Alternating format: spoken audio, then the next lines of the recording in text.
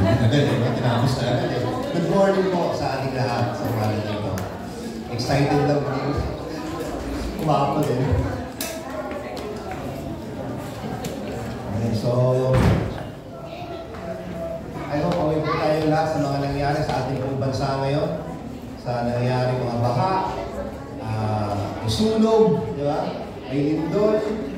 Actually, yung lindol eh hindi lang sa Davao, hindi lang sa Baguio, at marami pang iba. Meron sa Cagayan, meron sa Zambales, matataas yung mga magnitude. Hindi basta simple. Ano ba yung nangyayari sa ating bansa? Siguro, dahil sa nangyayari, pwede natin isipin na ito ay gawa ng Panginoon para i-shake tayo sa mga nangyayari, lalo na yung mga, ang problema, ang na-apektado, masyadong apektado, yung mga talagang mahihirap, di ba? Pero yung mga opisyal na merong malaking pera, ay safe na safe sila. So, ganun ba alam natin ito ay inaalaw ng Panginoon sa ating buhay na mangyari dahil sa kanyang pamaraan na iba't ibang gusto niya ipakita sa atin. Diba? Sabi nga doon, yung mga calamities o yung mga gawa ng Panginoon ay parang megaphone daw na gumigising na, oy, gumising kayo, ito yung nangyayari sa inyo. So, kailangan ninyong manalangin. Ito yung pinakamagandang response na dapat ng mga Kristiyano is yung ipanalangin yung ating bansa. Hindi para usigin din sila, kundi ipanalangin talaga natin na bigyan sila ng wisdom and makonvince sila sa kanilang mga ginagawa na hindi tama yung ginagawa nila. And siyempre, hindi lang din sa pananalangin, kundi sa mismong action na dapat natin gawin. Amen po ba? Tayo lahat doon. Okay, so sa umaga po na ito, ang ating pong topic ay Royal Priest in Daily Life. Ulitin ko po. Royal Priest in Daily Life. Makikita po natin yan sa 1 Peter chapter 2, verse 9. Sabi po dito, but you are a chosen people, a royal priesthood, a holy nation, God's special possession. So underline niyo po yung a royal priesthood kasi yun po yung tututukan natin. And last Sunday, tinutukan po ni Pastor yung chosen people. And next week naman po, ang tututukan ni Ate Sharon ay yung holy nation. So, bibigyan po natin ng diin yung mga bagay niya para at least mahimay natin ng medyo mabuti at malaman natin ano ba yung mga bagay na ito. So, royal priesthood po yung ating tututukan. But before that, tayo po na yung manalangin. Samahan tayo ng Panginoon sa ating pag-aaral sa umaga na ito. Amang banal, kami po nagpapasalamat sa inyo sa umaga na ito sa isang experience, Panginoon, sa aming pong pagpupuri. Ito nga po tunay na nagbibigay sa amin ng kalakasan upang kami magpatuloy, Panginoon. Napakasarap magpuri sa iyo, Panginoon. At wala kami ibang dahilan, Panginoon, kundi papurihan ka at pasalamatan ka, Panginoon, sa aming mga buhay. Dahil sa iyong mga gawa sa amin, Panginoon. Dalangin po namin sa umaga nito, patuloy niyo kaming samahan sa aming pong pag-aaral, sa iyong mga salita, kung meron pa mga pagtuturo, kung meron ng mga information, Panginoon, na kami ay matatanggap at mga mensahe mula sa iyo, Panginoon. Dalangin po namin ito ay pagyabungin sa aming mga puso.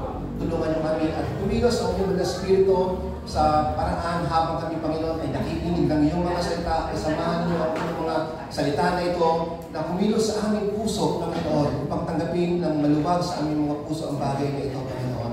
Dalangin din namin na hindi kami mapuno lamang ng mga information, kundi ito ay magdulot sa amin, Panginoon, ng tunay na pagbabago at kauhawan sa iyong mga salita pang kami magpatuloy sa aming paglilingkod sa iyo, Panginoon.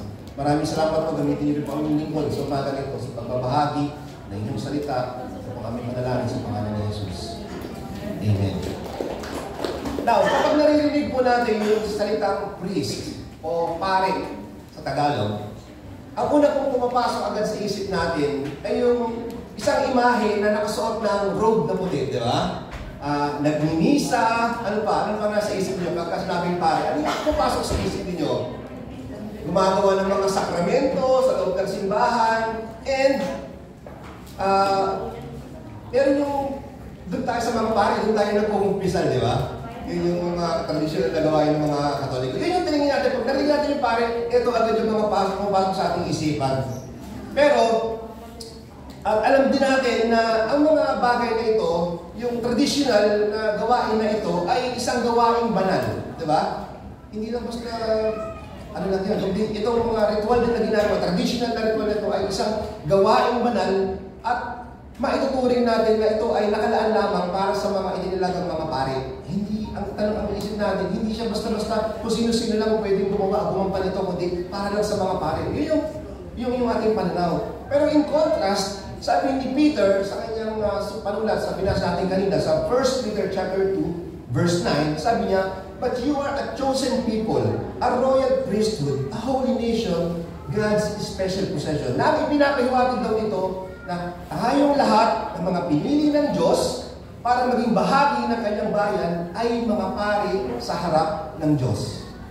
Hindi nga lang sa tradisyonal na ano o gawain o suotan, kundi sa isang spiritual na tungkulin. Ulitin ko po, napakaganda nito. Tayong lahat ng mga pinili ng Diyos para maging bahagi ng kanyang bayan ay mga pari sa harap ng Diyos. So, tayo pala ay mga pari na sa harapan ng Diyos. Hindi nga lang sa tradisyon na kasuotan o gawain, kundi sa isang spiritual na tungkulin. Ano yung tungkulin na ito na ating nakanta natin kung tayo ay ginawang pari ng Panginoon? Ito ay yung maglingkod sa Kanya, ipahayag ang kanyang kaluwalhatian at mamuhay bilang kanyang mga kinatawan dito sa mundo. Makikita natin yan sa 1 Peter chapter 2 verse 10. Babasahin natin yung bandang baba. Sinasabi pa rito, "That you may proclaim the excellencies of Him who called you out of darkness into His marvelous light." And sa Exodus chapter 19 verse 6, sinasabi dito, nung tinawag ng Panginoon ang kanyang bayang Israel, sila ay tinawag bilang maging kingdom of priests and a holy nation, signifying that they were to represent Him to the world. Yun yung purpose ng pagkatawag sa atin, yun yung purpose ng pagkatawag ng Panginoon sa atin, kung tayo ay in-isolate niya sa ibang bayan, para tayo ay maging to proclaim His excellencies and to represent Him to the world. Yun yung isa rin ang titignan natin dun sa priesthood. Makikita natin mamaya. Now, bigyan mo na ngayon ng background and review natin sa ating na pag-aralan ng Sunday sa tulong ni Pastor. Originally, hindi po tayo mga kasama doon sa tinatawag na bayang pinili. Di ba? Originally, hindi tayo kasi ang bayang pinili, yung mga Hudyo. Mula sa lahi ni Abraham, ni Isaac, at ni Jacob. Sila yung mga bayang pinili ng Panginoon. Subalit, dahil sa kagandahang loob ng ating Panginoon, tayo ay ibinilang niya sa kanyang bayan sa pamamagitan ng kamatayan ng ating Panginoong Hesukristo. Dapat malinaw yun. Dapat na intindihan natin yun. Una, dahil kung titingnan nga natin, originally, hindi tayo kasama talaga doon. Dahil meron pinili ang Panginoon ng mga particular na mga tao. Yung tawag doon sa kanila, mga Hudyo. Di ba? Pero dahil sa kamatayan ng Panginoon, dahil sa kanyang kabutihan, sa ginawang sakripisyo ng ating Panginoon, tayo ay ibinilang na ng Panginoon doon. Isinama na tayo sa kanyang bayan. Makikita natin yan sa Galatians chapter 3, verse 28. Sinasabi dito, "There is neither Jew nor Gentile." Kumbaga, inalis na ng Panginoon yung division, yung hati. Noong araw, dalawang race lang meron tayo. Isang Hudyo at merong Gentile. Tayo yung mga Gentile, sila yung mga Hudyo. Pero sabi dito, there is neither Jew nor Gentile, neither slave nor free, nor is there male and female, for you are all in one in Christ Jesus. Inalis na ng Panginoon. Pinag-isa niya na lang lahat. Sabi nito, this emphasis the unity of all believers in Christ. Meron ng pagkakaisa, isa na lang. Wala nang alipin, wala nang bastard, wala nang lalaki, wala nang babae sa harapan ng Panginoon, wala nang Hudyo, wala nang Gentile. Isa na lang tayo. Tayo ay bayan ng Panginoon. Meron ng equality sa mga believers. At hindi lang yan, ano pang ginawa ng Panginoon nung pinag-isa niya, dahil sa kamatayan ng Kristo, ano pang ginawa niya? Lahat ng biyaya at lahat ng mga pribilehiyo na tinatanggap, na po pwedeng tanggapin ng kanyang bayang Israel, ay ibinigay din sa atin. Nakamdan din natin. Ito maganda. Hindi lang tayo, kung parang isipin ninyo, doon sa yung in-adapt, di ba? Merong parents, tapos nag-adapt sila, tapos yung parents na yun, ay meron din sariling mga anak, tapos nag-adapt sila ng panibago. Lahat ng privileges na meron yung anak, na pwede lang ibigay doon, ibinigay din nila doon sa in-adapt nila. Parang sa Caloocan, parang gano'n yung nakikita natin. So, ganun yung ginawa ng Panginoon. Hindi lang niya inalis yung division, kundi lahat pa ng biyaya, lahat pa ng mga privileges na ibinigay din sa atin.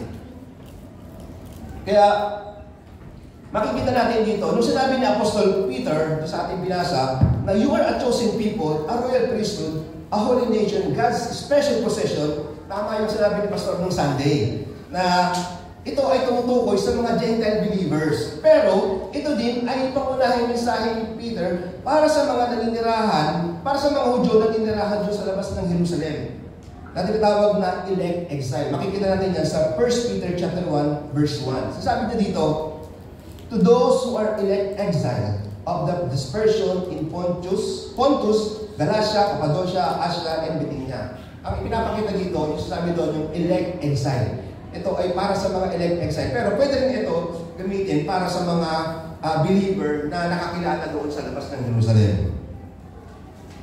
And napakahalaga nito sa ating pong pag-aaral dahil kung mauunawaan natin ito, kapag lalo pag nabasa natin yung Bible, pag nabasa natin bayan ng Diyos o yung bayang pinili ng Diyos, madali natin maiisip na alam natin ito, pag sabing bayan ng Diyos, madali natin maiisip, ito ay para sa mga Hudyo. Di ba? Ito ang bayan niya, mga Hudyo. Lalo pag binasa natin yung Old Testament, huwag natin agad ilagay yung sarili natin na tayo yun. Parang ganun. Bisa baka magkamali tayo. Pero, alam natin, dahil sa pamamagitan ng kamatayan ni Kristo, tayo mga Hintil o mga Gentile ay ibinilang na niya. Kung baga tayo ay connected na doon sa bayan niya. Kaya, pag kinakanta natin yung kami ay bayang hinirang, tayo na rin yun. Tayo na rin yun. Kung baga parang, dahil connected na tayo ng Panginoon sa kanyang bayan, tayo na rin mismo ay bayan ng Panginoon. Now, balik tayo sa ating pong topic. What are the main duties and responsibilities of a priest in the Bible? Bibigyan natin yung priesthood. What are the main duties and responsibilities of the priest in the Bible from Old Testament and the New Testament? And what are the implications of this in our present time? So titignan natin ano ba yung main responsibilities and duties ng mga priest, especially ng high priest sa Old Testament and sa New Testament, at ano yung implikasyon nito para sa atin sa panahon natin ngayon. Una, tingnan natin, duties of priest in the Old Testament. Meron ditong 6 na responsibilities and duties yung mga priest sa Old Testament. Una na rito yung offering of sacrifices.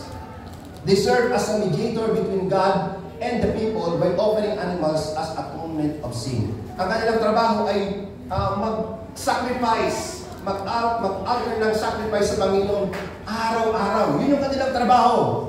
And makikita natin sa Leviticus chapter 1 verse 7 na merong 6 or 7 na uri ng sacrifices na kanilang ginagampanan. Una na rito, yung burnt offering. Ito yung pagsusunog, ito yung pag-offer nila ng mga handog na sinusunog para sa kapatawaran ng mga kasalanan. At iba-iba yun, iba-ibang hayop. Pwedeng tupa, pwedeng kambing, pwedeng bull. Yun yung mga... At ang reason nito is, at ang purpose nito ay for the atonement of sin and expression of devotion of God. Now, ang ginagawa nito, pag nag-offer sila ng mga burnt offering, magdadala ka, halimbawa, isang tao nagkasala, magdadala sila ng isang hayop, at yung hayop na yun, ipapatong nila yung kanilang kamay doon. At ang mangyayari, yung kasalanan ng tao ay napupunta doon sa hayop, tapos kakatayin yun at susunugin. Sa ganung paraan, magkakaroon sila ng kapatawaran sa kanilang mga kasalanan. Pero, yung mga hayop na iaalin nila ay hindi lang basta mga ordinaryong mga hayop. Ibig sabihin, dapat yung quality. Dapat the best. Walang batik, walang dungis, diba? Walang kapintasan, hindi bilay, hindi ganito. Walang batik, parang ganon. Yung pinaka-the best, at meron specific na ibinigay na utos sa Panginoon kung anong klaseng hayop ang ibibigay para sa specific na kasalanan. Yun yung ginagawa nila sa burnt offering. Pangalawa naman, dito naman sa grain offering. Ano yung ginagawa nila rito? Nag-offer sila ng mga grains, yung kanilang mga ani. Yung mga ino-offer nila, pinaka-the best na mga ani sa kanila. Makikita natin yan sa Leviticus chapter 2. At ito yung mga ginagawang at tinapay na handog doon sa altar. Dahil ito yung pinaka-the best. Meron din isang part ng sacrifices nila, yung peace offering na makikita natin sa Leviticus chapter 3. Ang purpose nito ay fellowship and celebration with God. Nagbibigay sila ng kumbaga parang offering para sa kapayapaan, para sa peace and fellowship. I-celebrate nila yung kabutihan ng Panginoon sa kanilang buhay dahil sa kanilang ginagawa ng Panginoon. Meron din sa pang-apat yung sin offerings na Leviticus chapter 4 verse 5. Ang purpose nito, atonement for unintentional sin. Halimbawa, nakagawa ka ng kasalanan, mag-offer ka ng isang hayop. Kung sa tingin mo ay guilty ka, pwede ka mag-offer doon. Pwede rin, meron din sa 5, yung guilt offering, ganun din yun. Ang purpose, atonement for specific sins involving discretion and dishonesty. Halimbawa, sa tingin mo talagang guilty ka, may nagawa ka kasalanan, pwede ka mag-offer doon, papawiin ng Panginoon yung mag-offer ka, o wala yung kasalanan mo. Number 6, the fellowship offering. Sa Leviticus chapter 7, ang purpose ito ay expression of thankfulness. Halimbawa ay bless ka ng Panginoon sa mga maraming livestock, sa mga nakamtan mo sa isang taon. Pwede ka mag-offer sa Kanya as expression ng iyong pagpapasalamat sa Panginoon. At ito yung pinakamahalaga at pinaka-importante sa lahat. Yung number 7, the Day of Atonement. Ito yung gusto kong bigyan ng pansin. Ito yung bigyan natin ng focus dito. Makikita natin sa Leviticus chapter 7, 23, 27 to 28. At ang purpose ito, to offer sacrifices for the sins of all Israel, including his own. Ito yun. Yung sinatawag na the Day of Atonement, meron isang araw sa loob ng isang taon, papasok yung high priest doon sa Holy of Holies. Pinakabanal yun. Kumbaga halimbawa, ito yung temple. Meron niyang isang pagitan dyan, meron isang cover dyan na may kurtina. Tapos saan, hindi po pwede pumasok basta-basta doon. Kundi high priest lamang ang pwede pumasok doon. At isang beses lang sa loob ng isang taon. Ang reason para ihinatawad ang kasalanan ng buong Israel. Napakabigat nun. And including doon yung kanyang kasalanan. Now, ang ginagawa rito sa pag-offer ng yung atonement, yung Day of Atonement, ang ginagawa nila dito, kapag pumapasok yung high priest, meron siyang tinatawag na tali sa paa. Ito, hindi nyo makikita sa Bible to, but traditionally, makikita yun. Sa traditional na mga panulat ng mga writings nila nandoon, pero sa Bible hindi nyo makikita. Merong tali yung high priest dito sa paa, para kapag pumasok siya, halimbawa, hindi naging kalugod-lugod yung kanyang offering. Hindi acceptable sa Panginoon yung kanilang ginagawa at gusto ng Panginoon judgment. Pagpasok niya ron, pwede siyang mamatay. Kasi hindi naging yung kanyang offering eh. At bukod doon sa tali, meron ding bell.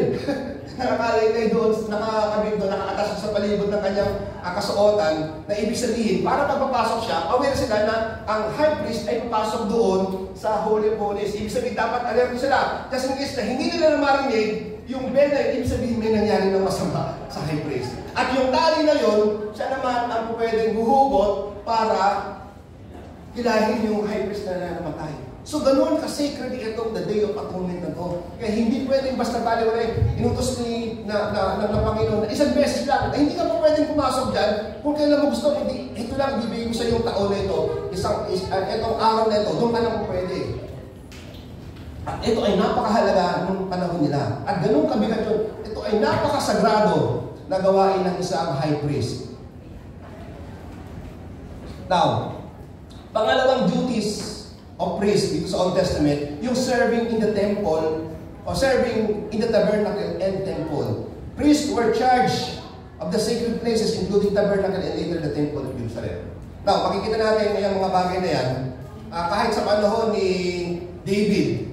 Di ba? Nag-appoint si David ng mga gagampan, ng mga priest para doon mamahala doon sa temple at sa tabernacle. And isa pa dito sa duties, yung teaching the law. Sila rin yung in charge sa pagtuturo ng salita ng Panginoon. Kung meron silang mga concern patungkol sa Panginoon, sila yung mga priest ang in charge sa pagtuturo at pagbibigay ng mga kautosan para sa Panginoon. Ano pa makikita natin dito? Pronouncing blessing upon the temple, upon the people. Sorry. Sila rin yung nagbibigay ng blessing sa Panginoon. Sila nagbabasbas sa mga tao.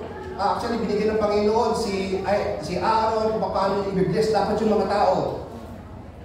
Makikita natin yan sa Numbers chapter 6 verse 24 to 26. Sila yung in charge sa pag-bless ng mga tao. Sila rin yung in charge. Number 5, sila rin yung in charge sa pag-determine ng isang tao kung siya ba ay malinis o marumi sa pamamagitan. Ito, napaka-importante din ito. Ang ginagawa nila, halimbawa, merong sakit yung isang tao, merong sakit sa balat yung isang tao. Ang ginagawa nila, pinapasuri nila sa priest kung ipapacheck nila kung ito ba ay malinis o marumi. Kasi pagka ikaw ay marumi, hindi ka pwede makahilib-hilo doon sa karamihan. Ikaw ay ma-isolate, hindi mo pwede. So pag ikaw ay halimbawa, marumi ka na, ituri ka na marumi, tapos nakisalamuha ka, pwede kang batuhin, at sa pamamagitan ito, pwede kang patayin. Papatayin ka sa pamamagitan ng bato dahil ikaw ay nakasalamuha doon, pero ikaw ay marumi. So napaka-importante nito. Kaya ang trabaho nila, i-determine ng mga priest na ito kung ito bang tao na ito ay malinis o marumi. Nakasalalay dito yung buhay. So number 6, interceding and offering prayers for the people. Priest prayed and meditate before God on behalf of Israel. Makikita natin sa Exodus chapter 28 and 29. Ito, importante rin ito.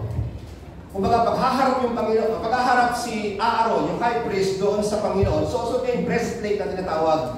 Ngayon, yung breastplate na yun, meron yung mga 12 bato na nakakabit doon, symbolizing yung bayan ng Israel. Ngayon, ibig sabihin, tuwing haharap siya doon sa the Day of Atonement, lagi niyang suot, ibig sabihin, ipinapaalala niya palagi na, Lord, meron kayong pangako doon sa aming bayan. Ito yung pangako ninyo at ito rin nagpapatunay, kumbaga parang ang nire-represent nila na yung inyong kasunduan, Panginoon. Huwag niyo pong kalibutan, Panginoon. Yun yung symbolism. Kaya pagkaharap siya sa Panginoon, lagi yung suot-suot yun para ibig sabihin, ipinapaalala niya sa Panginoon na merong pangako ang Panginoon sa kanila. At ito rin yung kasunduan na dapat, kumbaga parang gusto din ng mga tao sa Panginoon. Kung parang sinasabi rito, the main responsibility of a priest is mediator between God, kumbaga parang ito tao, ang tao ay representative niya, yung high priest, papunta sa Panginoon. And God naman, papunta sa people, sa tao. Kasi parang makikita natin, hindi po pwede, kumbaga hindi kayang gawin ng mga tao na humarap sa Panginoon directly. Diba? Parang dahil napaka-sacred ng Panginoon, kundi sa pamamagitan ng mga priest lang nung panahon na yun para makausap nila ang Panginoon. Yun yung kanilang main responsibility. Mediator between God and people and also representative of people to God. Now, nakita natin napaka-sacred ng gawain na yun. Ang tanong, sino lang ba yung mga qualified na gumampan para sa gawain na to? Pwede ba? Kahit na sino na lang. Total, marami naman ang bayan ng Israel di ba? Mga Israel, sa madami, pwede ba? Bayanihan na lang. Pwede ba gano'n? Hindi. Sinasabi nito, mayroong conditions for being a priest. Una, dapat from the tribe of Levi.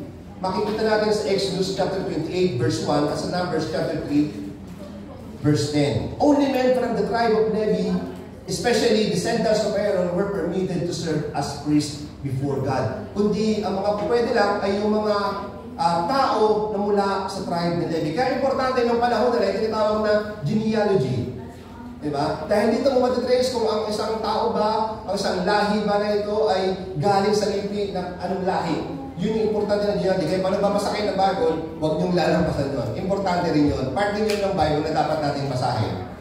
So, doon nakikita yung kahalagahan ng genealogy. Makikita mo kung saan linya, kung anong tribe siya. Kaya pag hindi siya tribe, hindi siya po pwede doon. Kundi ang pwede lang gamitin ng Panginoon para sa service na ito is from the tribe of Levi. Now, ano ba makikita natin dito na condition for becoming a priest? Sabi dito, without physical defect. Makikita natin sa Leviticus chapter 21, 16 to 23. Priest had to be male, without specific, with a specific age range. Meron lang din, dapat lalaki lang, at meron din edad, specific range ng age. And free from physical disability and blemish to qualify the service. Hindi lang basta dapat lalaki, hindi lang dapat nasa ganitong edad, kundi meron din dapat sila din ay physically fit para sa isang gawain. Walang kapintasan. Walang kapansanan. Yun yung isang sinasabi dito. Dapat fit talaga siya, maayos. And lastly, makikita natin dito ang condition to become a priest. Dapat clean and holy. Makikita natin sa Leviticus chapter 21, verse 21 verse 1 to 8. Priests were required to maintain ritual cleanliness and moral purity, reflecting the holiness of God whom they serve. Hindi lang basta ganito, kundi dapat sila din ay mayroong maayos na pamumuhay. Sila ay holy sa harapan ng tao, sa harapan ng Panginoon. Walang kapansanan. Maayos ang pamumuhay dahil ang kanilang i-represent ay ang kabanalan ng ating Panginoon. Ganun kahirap ang ganun yung qualification ng ating Panginoon. So anong makikita natin ito for application? God is a God of order and He deserves perfection.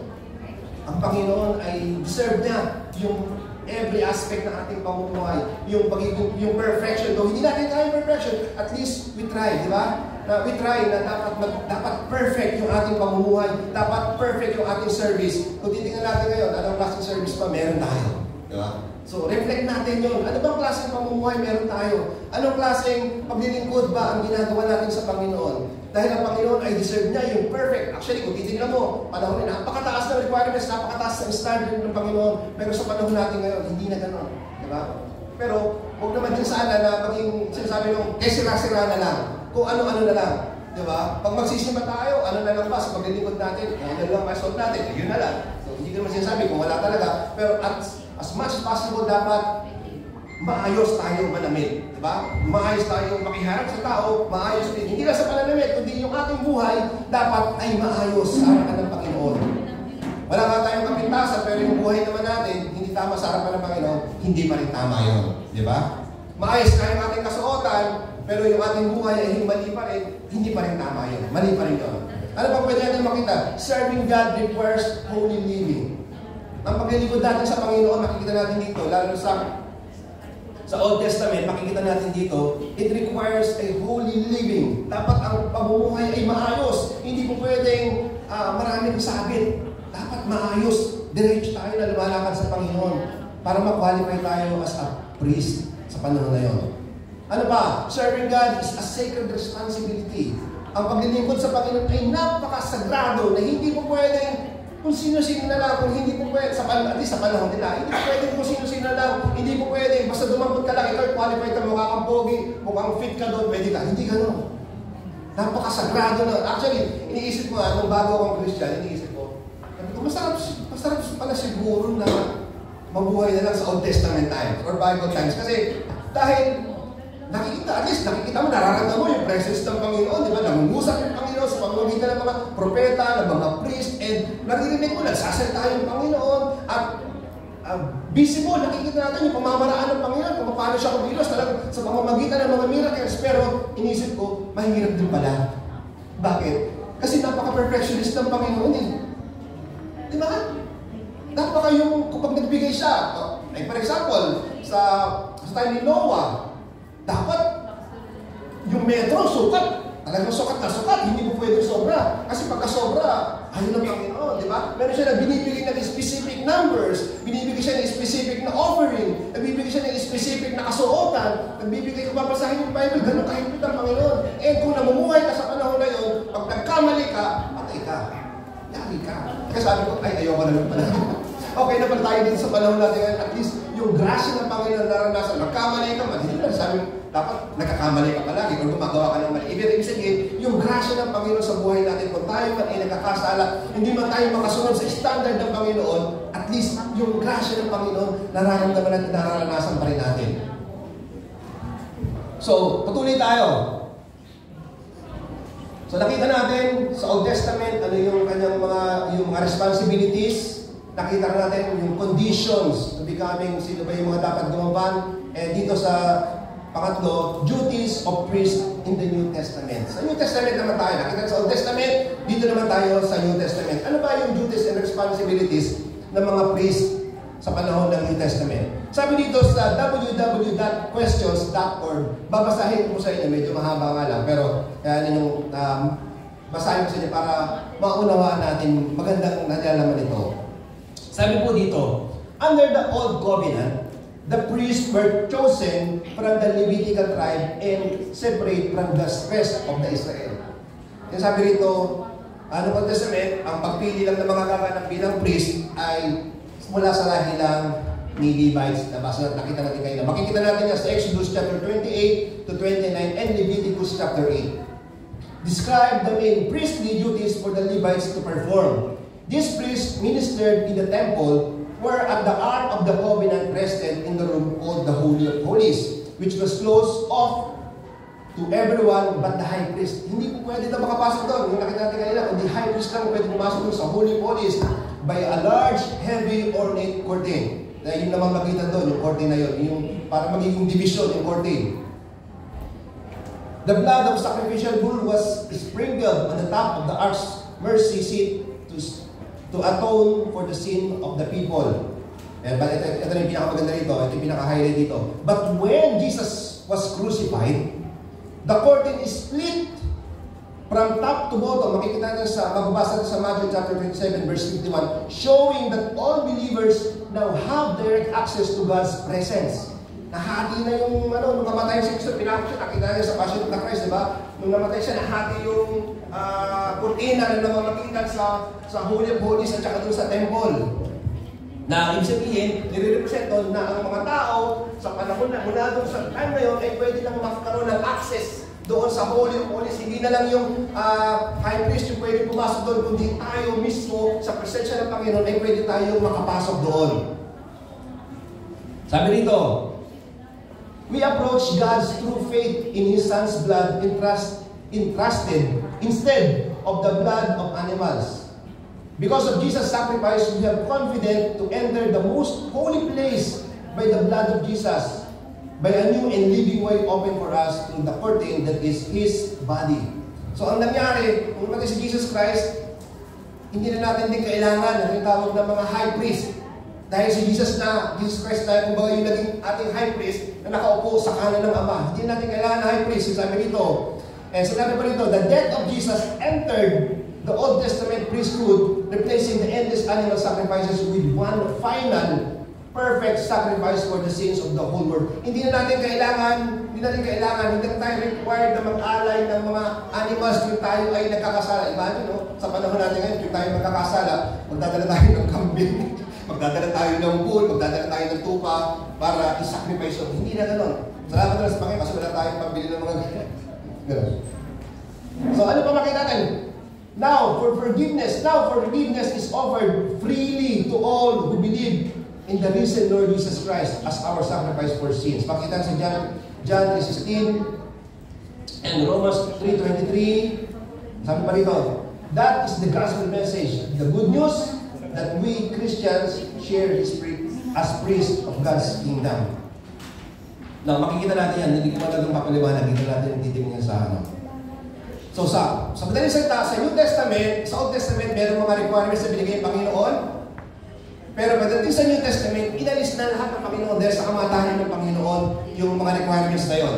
And makikita natin dito, dahil sa kamatayan ng Panginoon, tayo ay nagkaroon na tinatawag na royal access.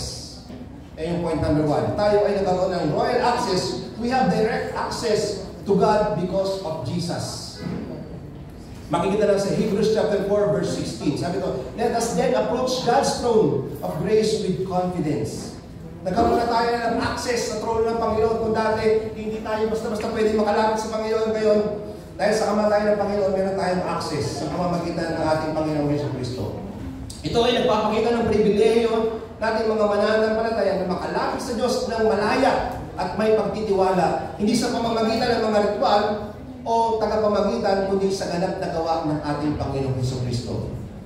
Sabi dito sa isang komentary, para bigyan linaw yung ating pong pag-usapan. Sabi dito, for by a single offering, He has perfected for all time those who are being sanctified. Dati, di ba, sabi natin, kung tayo nagkakasala, tayo ay mag-aalay ng mga hayop para sa kapatawaran ng ating kasalanan. Ngayon, hindi natin kailangan gawin yun dahil ginawa na yun ng Panginoon. Kumbaga yung buhay ni Kristo na kanyang ginawang sacrifice doon, yun na lang yung nag-iisang sacrifice na gagawin natin. Kumbaga parang hindi na natin kailangan everything mag-sacrifice. Sa pamamagitan ng kamatayan ni Kristo, yun yung one time na sacrifice na ginawa niya para sa atin. Hindi natin kailangan uli yun. Sabi pa rito, Christians now no longer require a priest to intercede on their behalf. Each Christian now has direct access to God through Jesus, our high priest.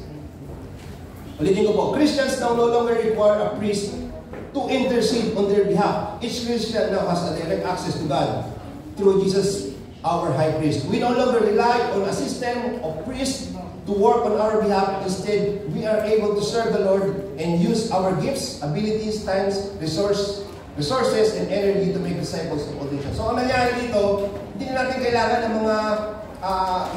kailangan ng priest, hindi na sa Panginoon, hindi na rin tayo required sa mag-alay ng mga hayop, dahil meron tayong direct access ng Panginoon. Ngayon, ano na yung pwede natin gamitin na pag-aalay para sa Panginoon? Ito yung mga gifts, abilities, time, resources, and energy. Sinasabi dito. Now, ang tanong dito, the question is, ito bang mga doctrine na ito ay suportado ng Bible? Ibig sabihin, hindi natin kailangan ng priest, hindi natin kailangan ng mga hayop na i-offering, hindi natin kailangan na kumonsulta pa sa mga ito para ilapit tayo sa Panginoon. Ang tanong, ito bang patutuan na ito ay nasusulat sa Bible, makikita natin sa Bible? Ang sagot ay totoo. Yes! At ang tawag dito ay priesthood of all believers. So, ayan, titingnan natin dito. Makikita natin yung priesthood of all believers na yan dito sa Hebrews chapter 10, verse 19 to 25. Sinasabi dito, these passages highlights the priesthood of all believers, affirming that each person has direct access to God and share in the role of supporting and uplifting one another in faith. So, yung unang supportan ito na ibig sabihin, tayo ay may direct access na sa Panginoon. At sinabi pa rito, hindi lang din tayo nagkaroon ng direct access, kundi meron na tayong bahagi o role of supporting and uplifting one another in the faith. Meron tayong responsibilidad na kasama doon, hindi lang sa ating sarili. Saan pa natin makikita? Sa 1 Timothy chapter 2 verse 5, we are not reliant on human priest because Jesus has made the way open to us. He is the one mediator. He is the one mediator between God and men. In Him we can confidently come before the Lord, faithfully serve Him. Meron na tayong mediator. Sa Panginoon, hindi natin kailangan ng ibang mga mediator na tao, kundi ang Diyos na mismo ang naging mediator natin sa Diyos Ama, na siya nakaupo sa kanyang kanan. Sa Hebrews chapter 4, verse 14 to 16, refers to Jesus Christ as the ultimate high priest who mediates between God and humanity, fulfilling the role in its highest form. Siya yung ating high priest. Ephesians chapter 2, verse 18, for through Him we both have access in one Spirit to the Father. Ephesians chapter 3, verse 12, in Him and through faith in Him, sa pamagitan ng ating pananampalataya, we may approach God with freedom and confidence. Hindi rin basta-basta pwede tayo makalapit sa Panginoon kung wala tayong pananampalataya. Dapat may pananampalataya tayo. Kaya sasabihin mo kung sino-sino lang pwede rin lumapit sa Panginoon. Hindi rin ganoon. Dapat merong pananampalataya para tayo ay maranasan din natin yung presence ng Panginoon. And lastly sa Romans chapter 5 verse 2, through whom we have gained access by faith into His grace in which we now stand. Sa pamamagitan ng Panginoon, tayo nakakatayo pa, nakakalapit sa Panginoon. Ngayon, ang question, another question yun, saan naman pumapasok yung katuruan na ang mga pari, mga obispo, o yung mga papa, ang tanging may karapatan na gumampan sa mga gawain panrelihiyon. Saan natin makikita yun? Saan pumasok naman yun? Kasi sabi dito sa Bible, nakita natin, inalis na ng Panginoon yung requirements. Inalis na ng Panginoon yung mga bagay na ito. Kumbaga tayo, direct access na tayo, inalis na yung high priest, inalis na yung korte na humaharap para tayo makapasok sa Panginoon. Ang tanong, saan naman pumapasok yung katuruan ng mga pari, obispo, o papa lamang, ang tanging may karapatan na gumampan sa gawain panrelihiyon? Na para bang nagkaroon ng division sa loob ng simbahan, di ba? Na kumbaga sinasabi doon, yung mga high class, mga high class na tinatawag na clergy people. Samantalang, yung mga ordinaryo, mga miyembro naman, ang tawag sa kanila ay mga laity. Actually, kung laity, maaalong yan. Laity, hindi Bisaya, laity ha. May laity sa laity. Nakakita ko na sa kaya. So, saan naman pumapasok yun? Kasi, di ba, nabanggit ko kanina, meron tayong mga pananaw, meron tayong mga thinking na yung mga sagradong gawain na ito ay para lamang sa mga matataas na lingkod ng Panginoon. Saan pumapasok yun? Ang tawag doon sa mga matataas, ulitin ko po, clergy. Ang tawag naman sa mga ordinary people, for example, parang kami ni Pastor, yung mga ibang mga lingkod ng Panginoon, for example lang, hindi ganun pero ito yung nangyari nung araw. Ang tawag sa amin, mga clergy, kami yung mga namamahala sa loob ng simbahan, may mga matataas sa katungkulan, papa, pare, obispo, gano'n. Kami yung clergy. Pero yung mga lingkod, yung mga ordinary mga tao, ang tawag sa inyo, laity. Hindi laity, okay? Now, tingnan natin yung church history. Saan ba nagmula itong mga pananaw na ito? Noong unang siglo o yung 1st century AD, 1st century, nagsimula yan. Paano ba yung 1st century? Nung kamatayan ni Jesus Christ, nagsimula yung 1st century. Tandaan niyo pagkamatay ni Jesus Christ, pumasok ang 1st century, kaya naging AD. Nung una, CE. BC. Before Christ, sabi naman nila, AD, hindi after that, Mono Domini. Ibig sabihin, common time. Now, nung 1st century AD, sa unang mga Kristiyano, sa unang, kumbaga, kina Peter, yung mga disciples na mga naiwan, wala pang ganung division. Kumbaga lahat ang tawag, kahit si Peter, kung makikita nyo, mabasa sa Bible, si Peter, sila Barnabas, at yung ibang mga ordinary, ang tawag nila, kamanggagawa, co-worker. Walang mataas na hierarchy, walang mataas na posisyon. Ang tawag nila, basta ikaw ay lingkod ng Panginoon, kamanggagawa ang tawag nila. Walang division, walang mahirap, walang mayaman, walang lingkod ng Panginoon, walang kundi. Lahat sila ay kapwa manggagawa ng Panginoon. Noong 1st century AD. Though merong mga bishop, ang tawag sa kanila, presbyteros ang tawag sa mga bishop, ang tawag naman sa elder, kung mababasa nyo sa ibang poimen, sa mga, episkopos sa mga bishop, sa bishop ang tawag doon, episkopos, sa mga presbyteros o yung elder naman na tawag doon. At sa mga pastor naman na tawag doon ay poimen, baka mabasa sa ibang mga yun. Though, merong pagkakaiba-iba, pero tawag sa kanila, co-worker lang, kapwa manggagawa lang, pero walang division, lahat yung pantay-pantay sila. Subalit pagpasok ng 4th century AD, 4th century, sa panahon ni Emperor Constantino, naging opisyal na ang relihiyon ng mga Romano. Kumbaga parang yung opisyal na yung Catholicism ay kumbaga parang naging opisyal na relihiyon na ng mga Kristiyano. Dito nagsimula yung institutionalize ang simbahan ng Katoliko. Nagkaroon na ng kumbaga hierarchy. Nagkaroon na ng pagbabago, meron ng structure ang simbahan. Meron ng pare, meron ng papa, meron ng bishop, meron na. Kumbaga, pero tapos meron na rin mga laity people. Kumbaga may division na. Kami lang dito sa mataas, kayo dun sa baba. Ganun na yung panahon nila sa 4th century AD.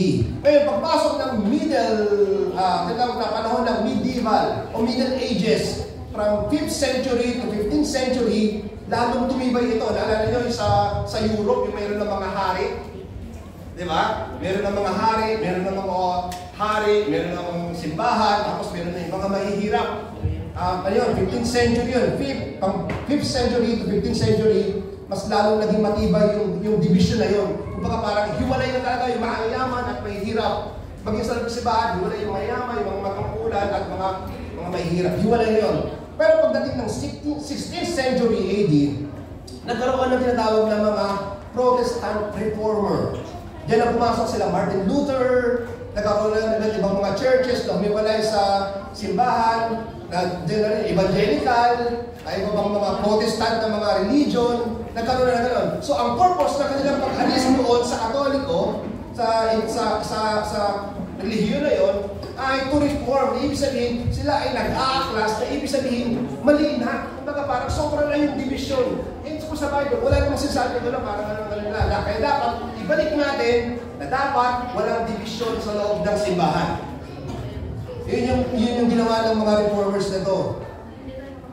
Masyado nang malayo kasi yung pagitan ng clergy at ng mga laity. Ang layo nito, para ibalik ang pananaw na ang bawat Kristiyano ay may direktang access sa Panginoon. Yun yung kanilang purpose. Ibalik ulit sa pananaw na ang bawat isa ay meron pa rin direct access sa Panginoon. Hindi na kailangan ng mga pare, hindi kailangan ng mga ito.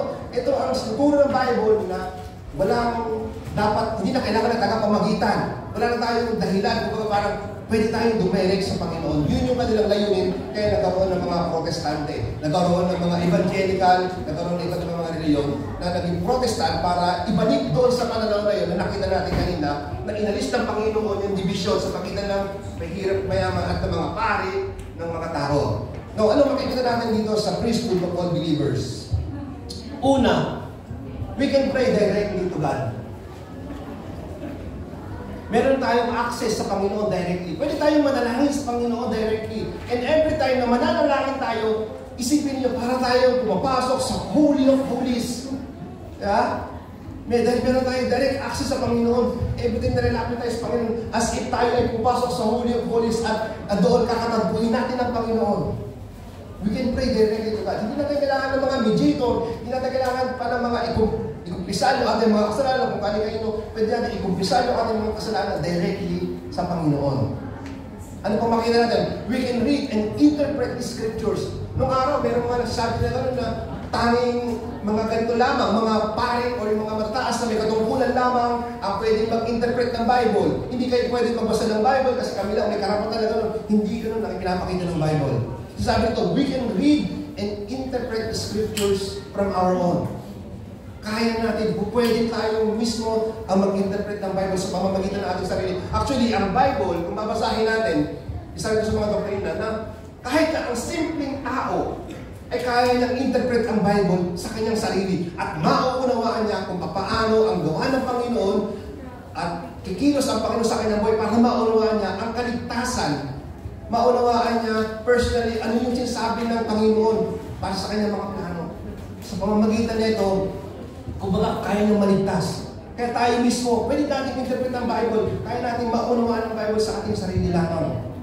Pangatlo pang pwede natin makita, we are called to minister to others spiritually, not just the clergy. Makikita rin natin na hindi lang din ang mga clergy people, yung may mga matataas na katungkulan sa simbahan, ang pwedeng mag-minister sa mga tao. Kundi tayo, dahil na tayo ibinilang ng Panginoon, yung responsibility and privileges ay nakuha rin natin.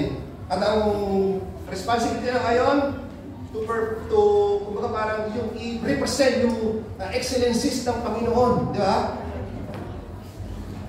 At maging testify sa buong mundo. Yun yung ating service and minister na nakuha natin doon. We are called to minister to others spiritually, not just the clergy people. Tayo rin mismo ay meron tungkulin na dapat gampanan. Ano pa makita? We are all co-workers in Christ. Bakit ko na kanina, paano tinatrato ni Paul, kung paano sabihin na, hindi niya sinasabi na kapag si Timothy ay kasama niya sa sulat, hindi makasala, si Timothy na aking alalay. Hindi ganon. Si Timothy na aking kanang kamay. Hindi ganon. Pag sinasabi ni Paul, pag dire-refer niya sa kanyang mga kasama, kapwa manggagawa. Hindi siya nakatingin sa rin niya, parehas sila, pantay sila, hindi siya mataas sa kanila, kundi parehas lang. Ganon niya tinatrato. Sa akin ngayon, kumbaga parang nagkakaroon na kasi ng mga problema na parang natingin natin kapag ka-bishop ay sobrang taas na. Na kahit sa evangelical, di ba? Kahit sa atin, dahil may ibang mga relihiyon, natingin natin, pag bishop, wow, bishop, napakataas. Pero sinasabi ng Panginoon, kapwa magagawa lang daw yan. Kapwa magagawa lang, ibig sabihin, magkakalebe lang tayo. Titulo lang yun. Kaya tingin nyo sa amin ni Pastor, masyadong mataas, hindi po ganun. Kami po ay kapwa ninyo manggagawa. Dapat maliwanag yun. Though yung reverence, dapat ibibigay pa rin. Ibig sabihin, nandun pa rin yung pag-aalang, hindi naman Pastor. Kung makapagbiro kay Pastor, paano ka? Pastor! Hindi ganon. Yung kumbaga, yung respeto nandun pa rin. Pero ibig sabihin, pag itrato natin ng Panginoon, kung titignan natin, tayo ay mga kapwa magagawa. Kami lang ay pinagkatiwalaan ng Panginoon para pangalagahan kayo. Diba? Pero tayo ay pare-parehas lang. Lahat tayo ay bahagi ng katawan, si Kristo ang ating ulo. Dapat ba nila? Amen ba doon? Ano ba natin dito? Global Church is kingdom of all believers. Now, ang church, tayong lahat, at tawag sa atin, priesthood of all believers. Tayong lahat na narito. Priesthood of all believers. Pero pag sinabing global church, lahat ng mga churches na si Kristo, ang kanilang ulo, ang tawag doon ay global church, kingdom of all believers. Kingdom na isang kaharian na siya. So, ganun titingnan. Tayo, priesthood of believers. Pagkalahat ng simbahan ng mga evangelical, ang tawag na sa atin ay kingdom of all believers. Kingdom of all believers. Pakita na sa Exodus chapter 19, verse 6. And lastly, at kung makikita natin dito sa priesthood of all believers, the selection of those who will serve no longer depends on being in a Levite. Dati, ang isang requirements, kapag maglilingkod ka sa Panginoon, na isang priest, dapat ikaw ay mula sa lahi, hindi Levi. Pero sa panahon natin ngayon, pwede tayo mag-serve sa Panginoon kahit hindi tayo galing sa lahi ng mga Levites. Yun yung sinasabi rito. Because everyone who is called has been sanctified. Kasi nilinis tayo ng Panginoon and made suitable for any task. Tayo ay binigyan ng mga gifts ng Panginoon para maging fit sa anumang gawain na makakatiwala sa atin ng Panginoon sa loob ng simbahan. Kaya tayo, hindi man tayo kasama sa lahi ng mga Levites, tayo naman ay equipped, tayo naman ay nilinis ng Panginoon para maging fit sa kanyang gawain sa loob ng simbahan. And point number 2, priestly service. Our sacrifices are spiritual, worship, thanksgiving, and good works. Now, nakita natin ay nasa lumang tipan yung mga tradisyonal na paraan ng paghahandog ng mga sakripisyo. Yung nakita natin doon. Karaniwan, mga hayop na inaalay sa altar bilang pagbabayad ng sala o pasasalamat sa Diyos. Ngunit sa panahon natin ngayon, bilang mga spiritual priest o mananampalataya kay Kristo, hindi na ganito yung paraan ng ating paghahandog. Kanina mga hayop, pero ngayon sa ating panahon, hindi na ganoon yung nire-require ng Panginoon sa atin, hindi na sa pamamagitan ng mga hayop. Dahil sabi rito, sa bagong tipan, ang ating mga sakripisyo ay spiritual na. Hindi na sa pamamagitan ng patay na hayop, kundi sa pamamagitan ng worship. Pagsamba na nagmumula sa puso at pagpapahayag ng ating paggalang at pag-ibig sa Panginoon. Sa pamamagitan ng worship, hindi na sa pamamagitan ng mga patay na hayop. Ano pa? Thanksgiving. Sa pamamagitan ng Thanksgiving, pasasalamat sa lahat ng kabutihan kanyang ginawa sa ating buhay. And lastly, sa good works. Mabubuting gawa na nagpapakita ng ating pananampalataya sa aksyon. Nasabi rito, ang ating pong handog, ang tunay na handog ngayon sa ating panahon ay ating mga buhay. Isang buhay na banal, kalugod-lugod sa ating Panginoon. Yun na yung ating worship.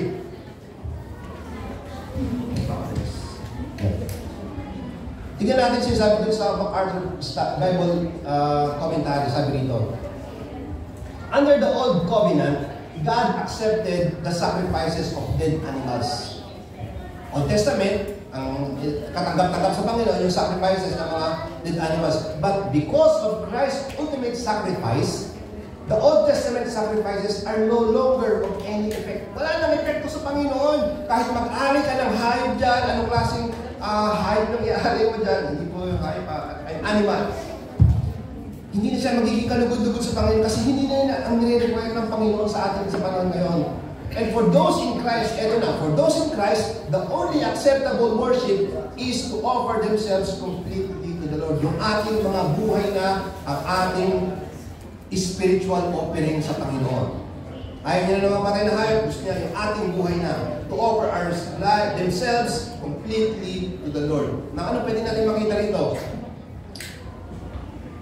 Hindi na lang araw-araw, kundi 24/7 at panghabang buhay yung ating pong alay. Dati ginagawa yun, kung ikaw magkakasala, magdadala ka ng hayop, doon ka lang lapit sa Panginoon. Pero ngayon, ang gusto ng Panginoon, araw-araw na, hindi lang araw-araw, kundi 24/7 at panghabang buhay na yung sacrifice na ibibigay natin kasi ating buhay. Diba? 24/7 na siya. Kumbaga parang ang gusto ng Panginoon, ang pagsamba, paglilingkod sa Diyos ay hindi limitado sa oras, hindi lang limitado tuwing linggo. Ito ay isang patuloy na pamumuhay ng kabanalan at pagsunod sa Kanya. Kundi daily living. Yun yung gusto ng Panginoon. 24/7. Ito yung act of worship natin. Pangalawa, hindi lang pansarili, kundi may responsibility na rin tayo sa kapwa. Ito yung act of worship natin. Ang ating pananampalataya ay dapat makita sa ating pakikitungo sa iba.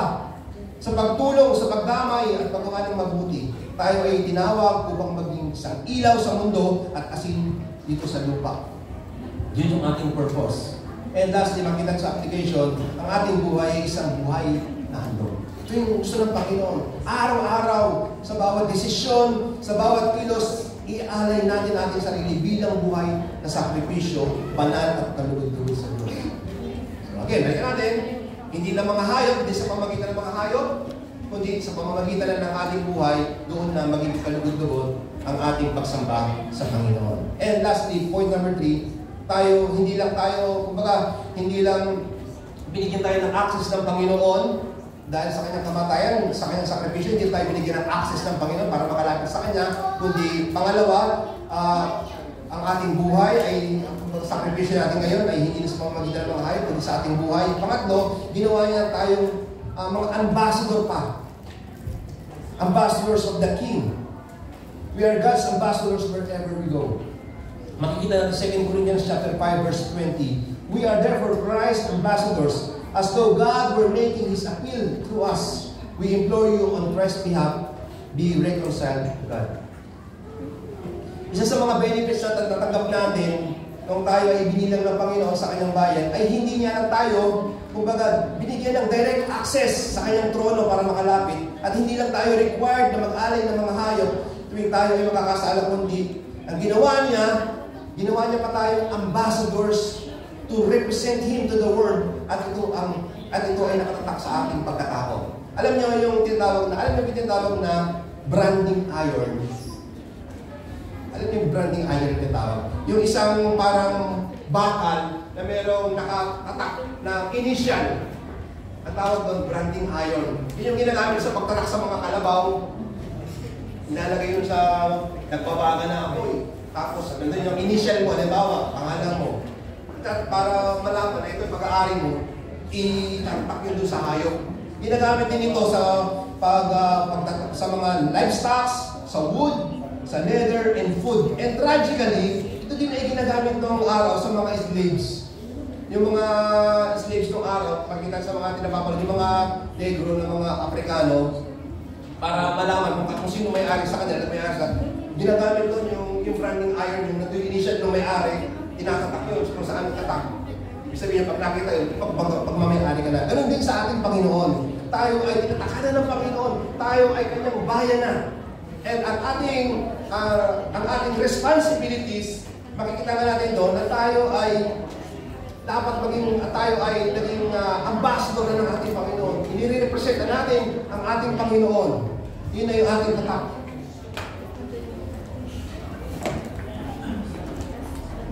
At kung saan man tayo magpunta, sinabi ron, dala-dala natin ito. Hindi na maaari sa atin ito kahit anong mangyari kapag tayo ay tinatakan na ng ating Panginoon bilang kanyang isang bayan and bilang ambassador sa Christ. So ano makikita natin dito? Ang ating buhay ay dapat lagi nagpapakita ng kaayusan at integridad.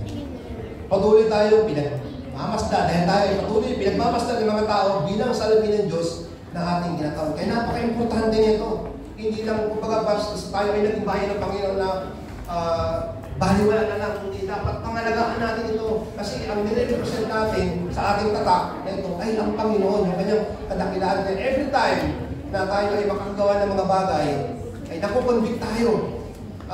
Dapat maging maayos sa ating buhay kasi ang nire-represent natin yung Panginoon eh. Yun yung application doon. Ano pa? Bilang mga sugo ni Kristo, dala natin ang mensahe ng pakipagkasundo ng Diyos sa katauhan. Yun yung ating trabaho bilang isang ambassador. Ang trabaho ng ambassador, i-represent yung kanyang master, di ba? I-represent yung hari. Yun yung trabaho natin bilang mga Kristiyano naman. Dapat lagi natin idala yung mensahe ng pakikipagkasundo sa Diyos sa sangkatauhan. Tungkulin natin ipahayag ito sa pamamagitan ng ating pamumuhay at pakikitungo sa ating kapwa. Ano pa? Bilang mga ambassador ng hari, nararapat lamang tayong maging proud. Proud ba tayo kung tayo naging Kristiyano? Diba? Importante dapat yun. Dapat maging proud tayo na naging ambassador tayo ng hari. Ambassador tayo ni Kristo. Pagkatiwala natin sa Kanya, ang isang natataming layunin, pakita sa mundo ang Kanyang dakilaan at husay. Now, to conclude po yung ating pag-usapan sa umaga nito. Una, we are no longer required to participate in rituals or traditional ceremonies. Nor we don't need mediator to come before the Lord. We are all priesthood. Hindi natin kailangan ng mga pari, hindi natin kailangan ng mga ritual, ng mga tradition, ceremonies, mag-join sa mga ganon. Dahil inalis na ng Panginoon na, nakita natin, inalis na ng Panginoon. Inalis na harap, anytime pwede tayo makalapit sa Panginoon. Hindi natin kailangan ng mga mediator. Ano pa? Our sacrifices are no longer dead animals, but spiritual act of worship. Hindi na sa pamamagitan ng mga patay na mga hayop yung ating pong magiging kalugod-lugod sa Panginoon, yung ating service kung sa pamamagitan na ng ating buhay at buhay na patotoo sa pamamagitan ng ating buhay. And lastly, as ambassadors chosen by King, we are called to live responsibly and mindful of our action each day. Importante na pagiging ambassador natin, dapat tayo maging mindful sa ating pamumuhay, dapat naging maayos sa ating pamumuhay, maging aware tayo sa ating mga kilos, sa ating pananalita, sa ating mga gawa, sa ating service, lalo na sa ating Panginoon. Tayo po'y manalangin. Panginoon, maraming salamat po sa umaga nito sa iyong mga salita. Dalangin po namin ay hindi lang po kami napuno, Panginoon, ng mga information, Panginoon, kundi ang mga bagay nito ay magkaroon sa amin ng impact kung paano kami tamang makalapit sa iyong harapan, Panginoon. So pagkatunay nga, Panginoon, i-list nyo na po yung kortina na humaharang sa amin, Panginoon, para kami ay makalapit sa iyo. Bagkos kami po ay mayroong access na ngayon para kami ay makalapit, makadulog sa iyong presensya anytime, Panginoon, 24/7, kung kailan po namin gusto, Panginoon. Kaya salamat po sa inyong action na ginawa na ito dahil napakabuti niyo po sa amin. Kayo po ay tunay na maiibigin sa amin, Panginoon. Ginawa niyo ang bagay at hindi lang yan, Panginoon. Kami ay ginawa niyo rin, Panginoon, ng mga ambassador niyo upang i-represent namin kayo sa mundo na ito. At ito po ay hindi po madali, Panginoon. Subalit, Lord, kami po ay nag-i-strive para gawin namin ito dahil ang amin pong pinangahawakan, Panginoon, ang inyong mga salita, Panginoon, ang aming pinamumuhay ay inyong mga turo sa amin, Panginoon. Maraming salamat po sa inyong mga ginawa niyo sa aming buhay. Kami ay binilang ninyo sa inyong bayan. Lahat ng pribilegyo at biyaya pinanakot na namin, Panginoon. Ito po ang aming panalangin sa oras. Salamat po sa pangalan ni Jesus. Amen.